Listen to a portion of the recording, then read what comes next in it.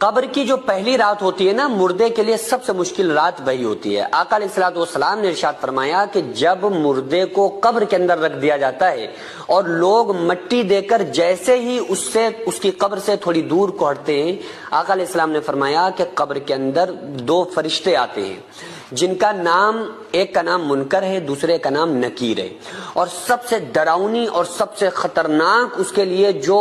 رات ہوتی ہے وہ قبر کی پہلی ہی رات ہوتی ہے۔ اور آ کر اس سے ایک سوال کرتے ہیں، اچھا یہ عجیب بات یہ ہے کہ چاہے ٹائمنگ کوئی بھی ہو، یعنی مردے کو قبر میں رکھنے کا وقت کوئی بھی ہو، اس کو عصر کا بعد یعنی ایک ہلکا سا اندھیرا سا ہو جاتا ہے، وہ والا جو ٹائم ہوتا ہے نا، وہ اس کو محسوس ہو رہا ہوتا ہے، اور قبر میں فرشتے آ کر اس سے سوال پوچھتے ہیں۔ تو پہلا سوال تو عام طور سے آپ لوگوں کو پتہ ہی ہے، پہلا سوال پوچھتے ہیں من رب کا، تمہارا رب کون ہے، ما دینو کا، تمہارا دین کیا ہے، ما کنت تقول فی شان ھذا الرجل، بتاؤ آقا علیہ السلام کی شان کے بارے میں تمہارا کیا عقیدہ تھا۔ تو اس وقت جو قبر کے اندر مردے کو ایسے ہی اس کی روح کو اس کی باڈی کے اندر لوٹایا جاتا ہے، یعنی کہ ایسا نہیں ہوتا ہے کہ وہ اس کی روح کہیں چلی گئی اب اس سے سوال و جواب ہو رہے ہیں، نہیں نہیں نہیں، قبر میں اس کی باڈی کے اندر، اس